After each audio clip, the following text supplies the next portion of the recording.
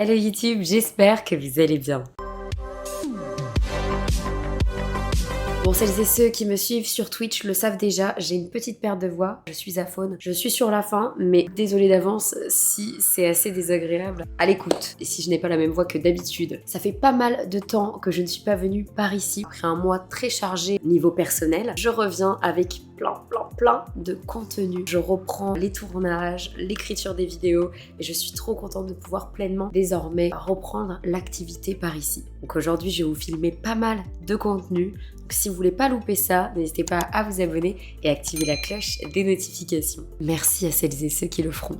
Et maintenant, passons tout de suite au sujet de la vidéo. Bon les gars, Stranger Things 4 vient de sortir. J'imagine que vous n'êtes pas passé à côté, vu que tout le monde en parle.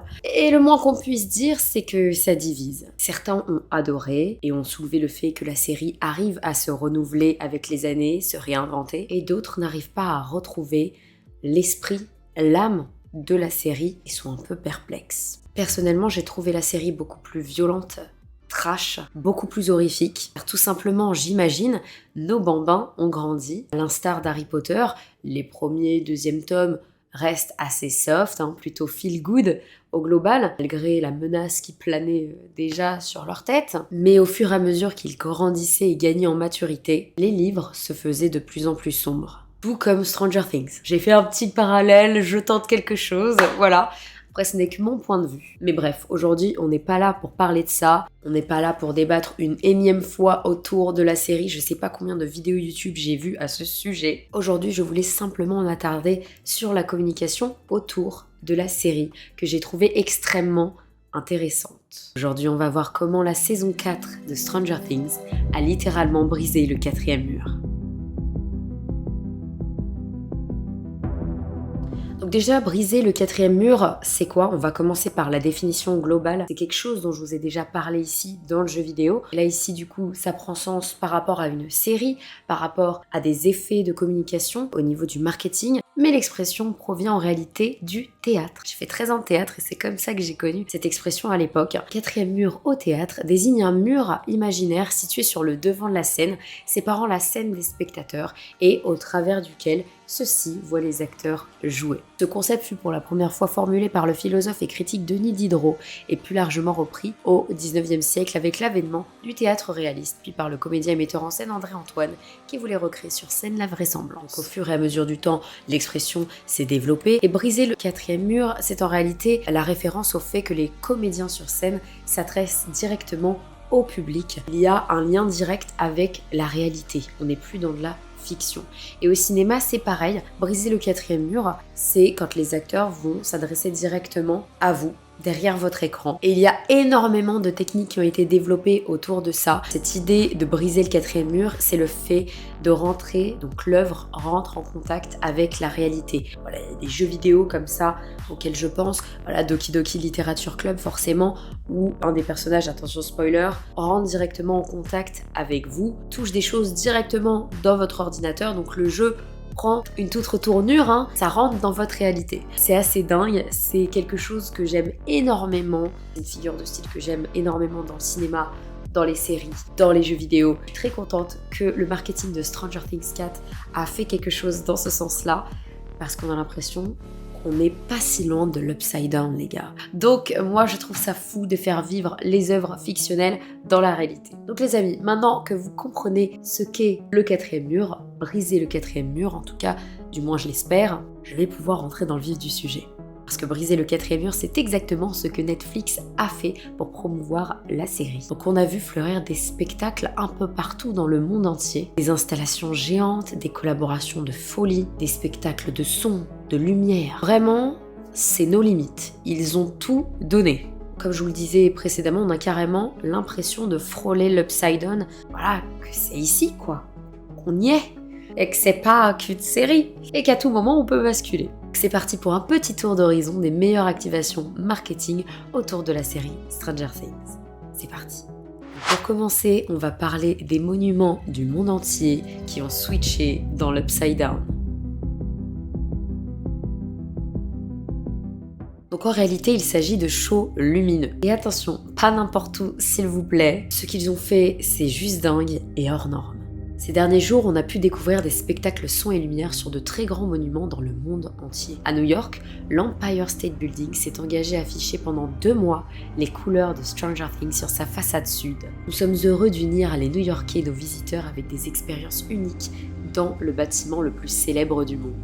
Maintenant, nos invités peuvent se retrouver face à face avec l'un des monstres les plus emblématiques de la télévision sur notre observatoire du 86e étage. Et ce n'est pas tout les amis, vous pouvez retrouver ce show sur la porte de l'Inde à Mumbai ou encore sur le château de Wawel à Cracovie.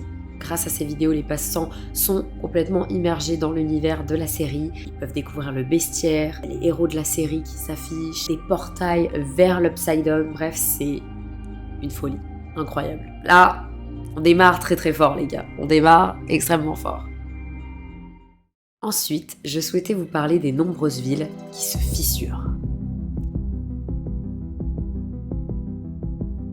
Oui, vous avez bien entendu, qui se fissurent. Donc Netflix est allé encore plus loin à mon sens, parce que ça s'ancre complètement dans la réalité, et ce sont de véritables failles surnaturelles qui sont apparues en plein centre-ville, dans des zones commerciales ou encore sur des plages. Rien ne les arrête. Autant dire que le spectacle est juste impressionnant. Donc moi, j'ai vu que des photos parce qu'à Paris, malheureusement, il n'y a pas eu ce genre d'événement. Mais waouh! Je vous laisse avec des petites photos, vous allez constater par vous-même. À Madrid, Plaza de Callao, on y retrouve cette énorme faille qui vient déchirer l'espace public. En plus de cette énorme fissure ultra déroutante, les Espagnols ont pu croiser des acteurs vêtus de costumes jaunes comme dans la série et une tente de secours. On se croirait vraiment au cœur de Stranger Things dans le monde réel. C'est dingue. C'est dingue. Également sur la plage de Bondi, la célèbre plage en Australie, on retrouve une faille de 20 mètres de long. Ce portail menant à l'Upside Down se compose d'un cœur rouge vif, tout comme ceux de la série. Le tout entouré de tentacules et d'une équipe d'enquêteurs paranormaux.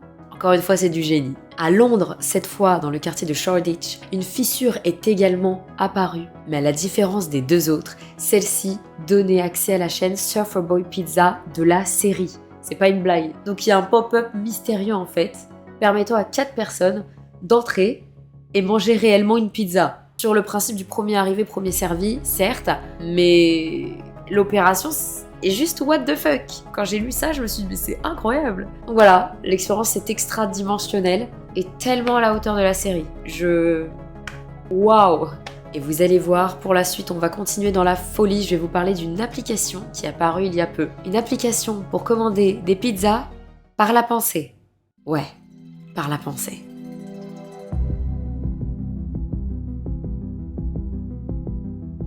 Donc on continue la folie aux USA cette fois. Netflix a décidé de s'associer à Domino's Pizza afin de sortir une application ultra immersive. Cette application permet aux utilisateurs de commander une pizza par la pensée.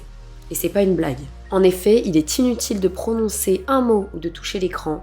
L'intelligence artificielle s'occupe de tout. Pour ce faire, l'application, surnommée Domino's Mind Ordering, fait appel à la reconnaissance faciale et au suivi oculaire pour lire les pensées des gourmands. Notons que cette application a fait l'objet de 2 spots publicitaires originaux. Les interprètes de Dustin et Lucas, donc Gaten Matarazzo et Caleb McLaughlin, y ont notamment contribué. Une expérience des plus insolites et ingénieuses que j'étais obligée de vous raconter par ici. 4e élément marketing très parlant, des dessins animés Stranger Things fleurissent un peu partout sur la toile. Dans un esprit rétro et nostalgique, Netflix est associé à divers artistes, dont des dessinateurs, pour créer des courts-métrages d'animation. Ici, Netflix souhaitait aller chercher un public encore plus grand, qui pourrait être sensible à l'univers Stranger Things sans forcément le connaître. Et puis rien de mieux que de multiplier les supports, les créations, afin de faire parler de la série. En effet, ces contenus étaient des interprétations personnelles des scènes les plus populaires de la série. Ce projet collaboratif, au style pluriel, est intitulé Stranger Morning Cartoon. Je vous invite à aller voir ça de plus près si jamais ça vous intéresse, c'est hyper cool. Ainsi, en plus d'augmenter le rayonnement de la nouvelle saison de Stranger Things, ces courtes vidéos ont aussi permis de mettre en lumière de nombreux artistes. Et ça, on valide fort.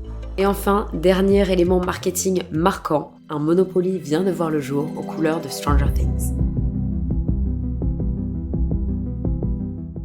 Quelle dinguerie. Le Monopoly, c'est un jeu de société, un grand classique qu'on joue encore aujourd'hui parce qu'il a su se réinventer au fur et à mesure du temps. Alors comment ? en réalisant des versions différentes au fur et à mesure, voilà, en arborant soit les couleurs de nos marques favorites, de nos films, nos séries préférées également. Donc après La Casa de Papel et Game of Thrones, voici le Monopoly Stranger Things. Et ce dernier a fait énormément parler de lui. Et pourquoi, me direz-vous? Car il possède quelques originalités. En effet, ce dernier révèle certains éléments cruciaux de la série. Et malheureusement, le Monopoly étant sorti avant la sortie officielle de la série, il y a des cartes qui ont été postées par les acheteurs de ce Monopoly en ligne qui ont été spoil. Ça a carrément spoilé l'intrigue imaginée par les frères de Feur. Un petit raté, c'est un petit loupé, on va dire, parce que l'idée était top en soi, mais malheureusement le Monopoly est sorti un peu trop tôt. Je suis d'accord, c'est trop nul. Je vois un Monopoly Stranger Things qui sort, je l'achète direct, mais je me dis pas ça va me spoil. Eh ben si. Donc les amis, que pensez-vous de ces opérations marketing pour le moins originales autour de la sortie de la nouvelle saison de Stranger Things? Laquelle a attiré le plus votre attention? N'hésitez pas à me dire ça en commentaire, à me laisser un petit pouce bleu pour la force, et moi je vous retrouve très vite par ici pour plein de belles choses. J'ai hâte. Je vous fais de gros bisous et à très vite les amis. Bye.